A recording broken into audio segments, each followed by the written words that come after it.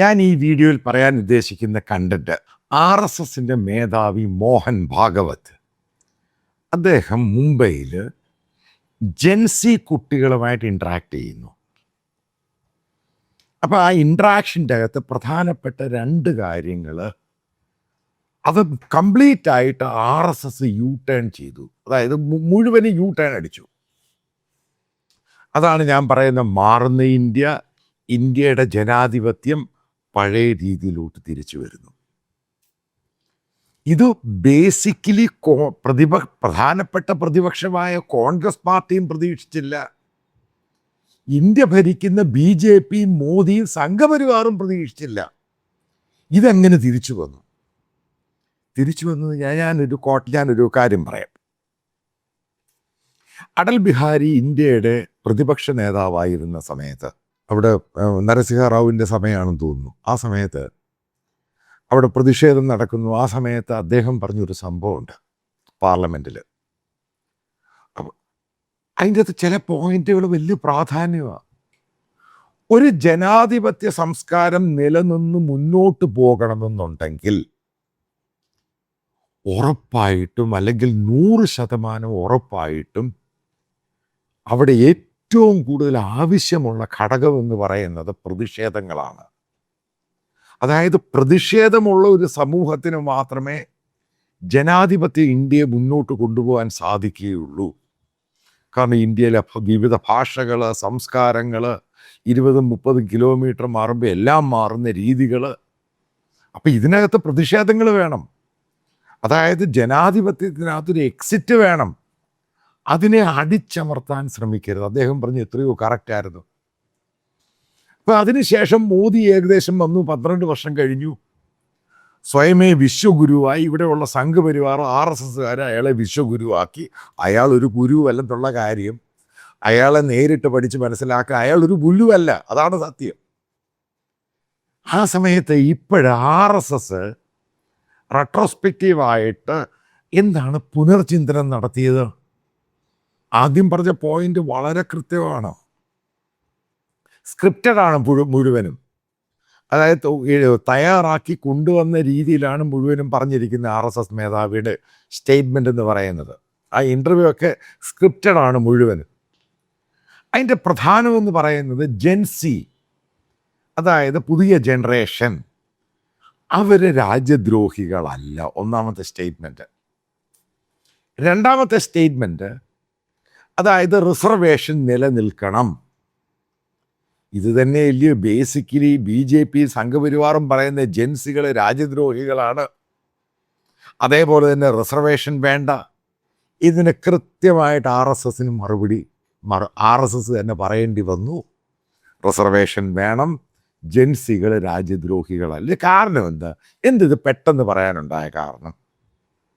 അതായത് കഴിഞ്ഞ 3-4 വർഷമായിട്ട് മോദിക്കെതിരെ പുകയുന്നുണ്ട്. BJPക്കകത്തും പുകയുന്നുണ്ട് മോദിക്കെതിരെ. കാരണം മോദി പറഞ്ഞ മുഴുവനും കള്ളമായിരുന്നു.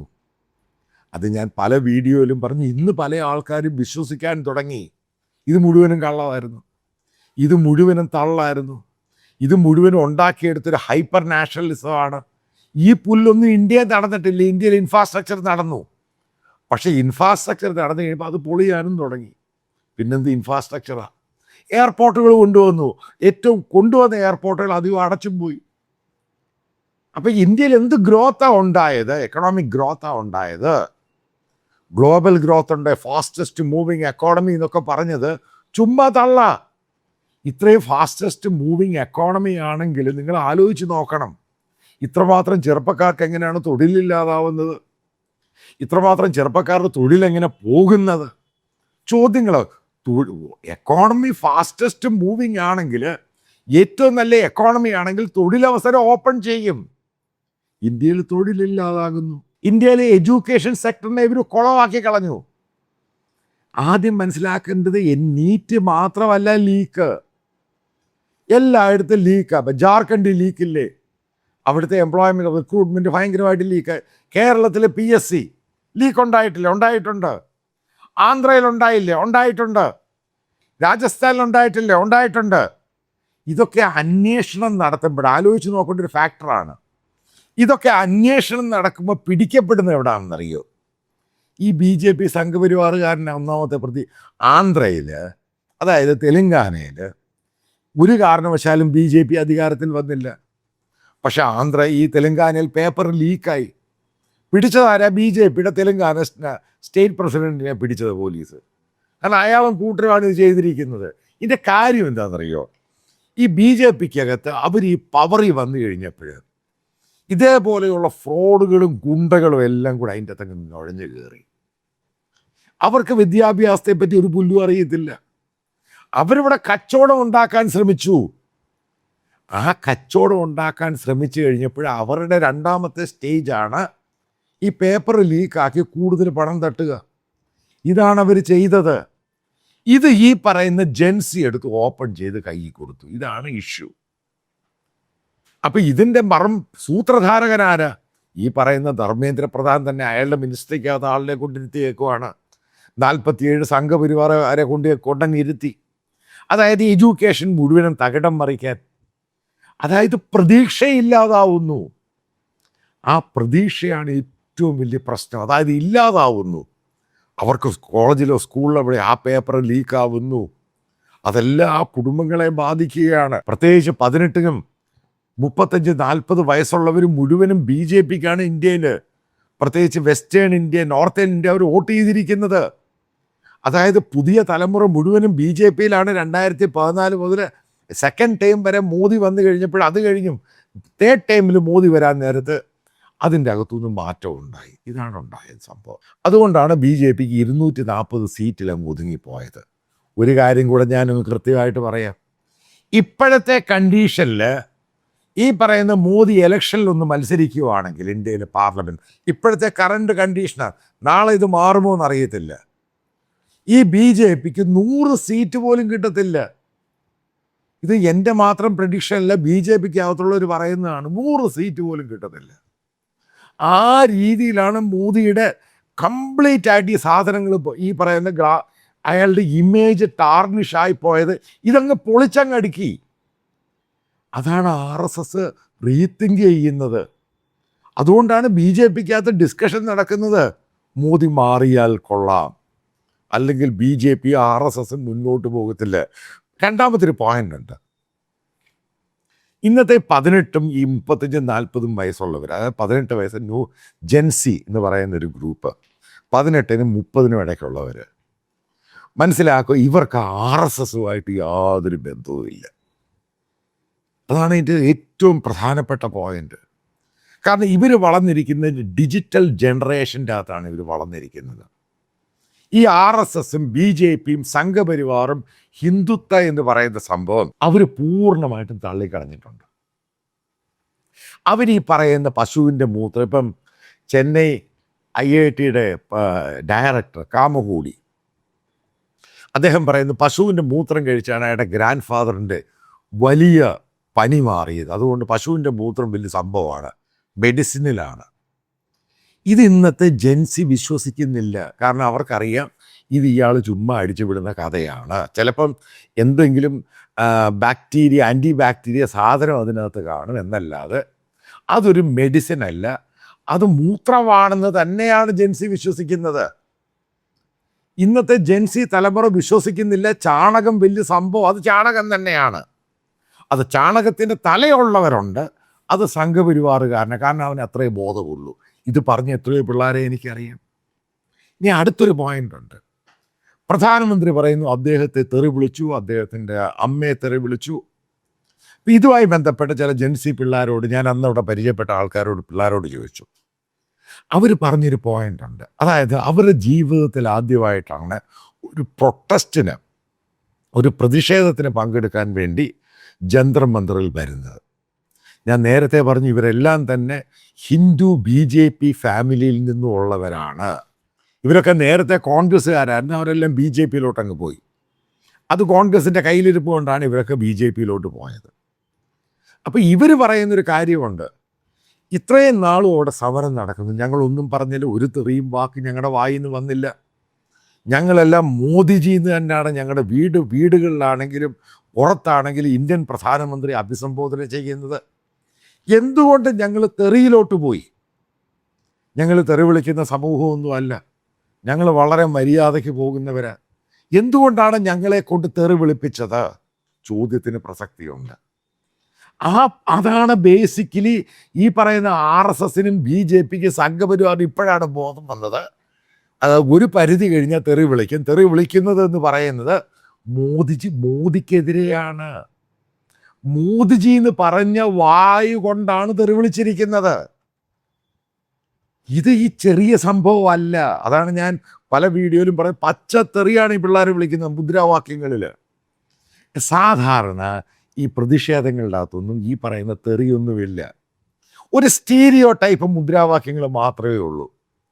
പക്ഷെ ഇതിനകത്ത്, അതായത് CJPയുടെ പ്രൊട്ടസ്റ്റിൽ ഡൽഹിയിലാണെങ്കിലും ബീഹാറിലാണെങ്കിലും രാജസ്ഥാനിലും ഉണ്ടായിരുന്ന തെറി എന്ന് പറയുന്നത് ആ ലാത്തി ചാർജിന് ശേഷം മോദിയെ പച്ചത്തെറിയായിരുന്നു, RSSനെ പച്ചത്തെറിയായിരുന്നു.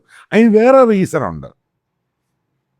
ഇവരുടെ സമരത്തെ തടുക്കാനും അടിക്കാനും ഓടിക്കാനും ഈ ബജരാങ് ദൾ ഗുണ്ടകൾ, അവരുടെ സ്വാഭാവികമായിട്ടുള്ള സംഭവമാണ്, അവരങ്ങോട്ട് പോയി ഇവരെ അടിക്കുകയും ഉപദ്രവിക്കുകയൊക്കെ ചെയ്തു. അതേപോലെ തന്നെ ഈ പറയുന്ന ഈ ഗോദി മീഡിയ അവരിതിനെ വളച്ചൊടിച്ച് ട്വിസ്റ്റ് ചെയ്യാൻ ശ്രമിച്ചു. അതവർ പ്രതികരിച്ചു. അതാണ് അവന്മാരെ ഓടിച്ചു വിട്ടത്. ഇതാണ് സംഭവിച്ചത്. അത് കാര്യങ്ങൾ മനസ്സിലാക്കുമ്പോൾ എന്തുകൊണ്ടാണ് ജെൻസി അങ്ങനെ പ്രതികരിച്ചത്? അത് സ്വാഭാവികമാണ്, അത് അസ്വാഭാവികമൊന്നുമല്ല. അതിപ്പോൾ പിണറായി വിജയൻ്റെ രണ്ടാമത്തെ ടൈം അത് കഴിഞ്ഞപ്പോൾ സോഷ്യൽ മീഡിയ മുഴുവനും പിണറായി വിജയനെ തെറി വിളിക്കുക.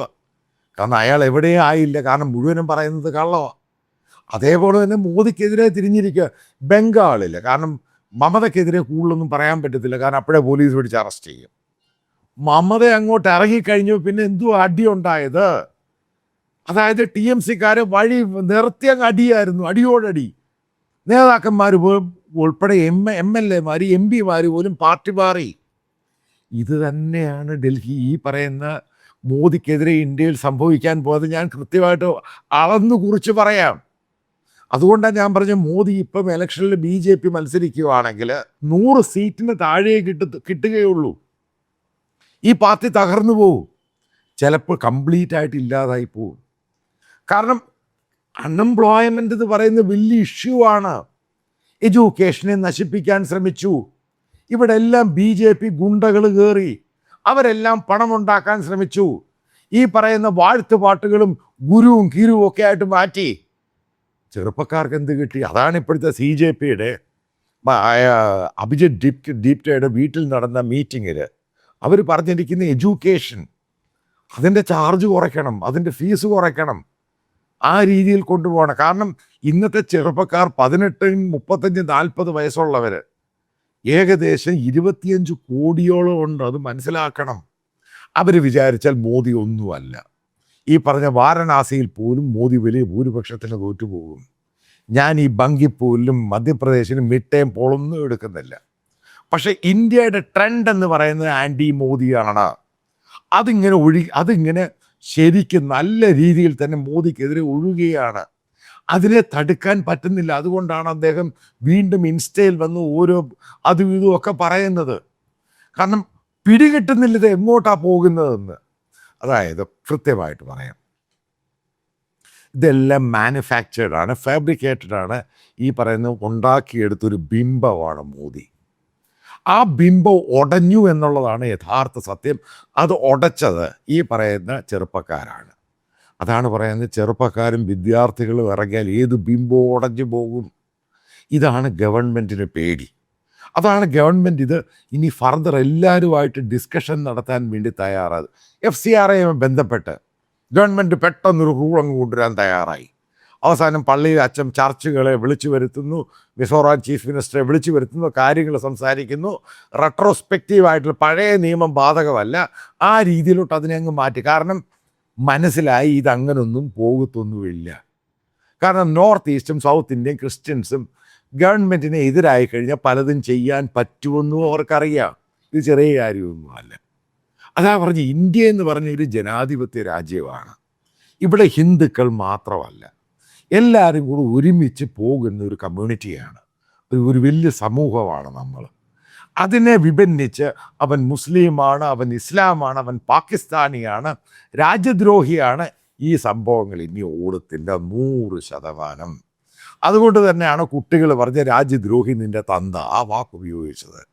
അത് കയറി ഏറ്റിട്ടുണ്ട്. അതുകൊണ്ടാണ് ഇപ്പോൾ സോഷ്യൽ മീഡിയയിൽ ഈ പറയുന്ന സംഘപരിവാർ RSSകാർ രാജ്യദ്രോഹി എന്ന് പറഞ്ഞ സാധനം ഉണ്ടാകാത്തത്. ഏതായാലും ഇത് ഇന്ത്യക്ക് നല്ലതാണ്. ഇന്ത്യയുടെ ചെറുപ്പക്കാരുണർന്നു. ഉറപ്പായിട്ടും ഇത് മോദിയെയും കൊണ്ടേ പോകൂ. ഇത് BJPയുടെ RSSൻ്റെ വെടി തീർക്കും. അതിനുവേണ്ടി തന്നെയാണ് മോഹൻ ഭാഗവത് ഈ പറയുന്ന ഔട്ട്റീച്ച് നടത്തിയ ജെൻസീവായിട്ട്. അവർക്കെന്ത് മോഹൻ ഭാഗവത്, അവർക്കെന്ത് RSS, അവരുടെ പ്രതീക്ഷ അതായത് ജെൻസിയുടെ പ്രതീക്ഷ അവരുടെ ലൈഫാണ് പ്രശ്നം. അവർ ഹൈപ്പർ നാഷണലിസം നടക്കുന്നവരല്ല. അവർക്ക് ദേശീയതയുണ്ട്. ഹൈപ്പർ സാധനമൊന്നും അവർക്കില്ല. അവർ ഗ്ലോബലായിട്ടാണ് നോക്കിക്കാണുക. കാരണം ഡിജിറ്റൽ ജനറേഷനാണ്. ഇവിടെയാണ് മോദിക്കും കൂട്ടർക്കും RSSനും പറ്റിയ ഏറ്റവും വലിയ അബദ്ധം. ഉറപ്പായിട്ടും ഇതിനെ റീഡ് ചെയ്യാൻ കോൺഗ്രസ് പാർട്ടിക്കും മൊണ്ണയായ രാഹുൽ ഗാന്ധിക്കും കഴിഞ്ഞില്ല. അതുകൊണ്ടാണ് അവർ ഈ പറയുന്ന അഭിജിത് ദീപ്തയാണെങ്കിലും പ്രശാന്ത് കിഷോറിനെയൊക്കെ എതിർത്തത്. കാരണം ഇത് ഓൾട്ടർനേറ്റീവ് പ്രതിപക്ഷം ഇന്ത്യയിലുണ്ടാകുന്നു. അത് നല്ലത് തന്നെയാണ്. ഇന്ത്യക്ക് അത് ആവശ്യമാണ്. അത് വളരട്ടെ. കാരണം ഇന്ത്യയുടെ ജനാധിപത്യം തിരിച്ച് വന്നേ മതിയാവത്തുള്ളൂ. ഇന്ത്യയിൽ എല്ലാവരും കൂടാണ് ജീവിക്കേണ്ടത്. അതായത് ഹാർഡ് കോർ ആയിട്ടുള്ള ഹിന്ദുക്കളുടേതല്ല ഇന്ത്യ, എല്ലാവരുടെയും കൂടെയാണ് ഇന്ത്യ. ആ ഒരു മെസ്സേജാണ് ഈ പറയുന്ന മോഹൻ ഭാഗവത്തിൻ്റെ പ്രസംഗത്തിൽ നിന്നും എനിക്ക് മനസ്സിലാക്കുവാൻ സാധിച്ചത്.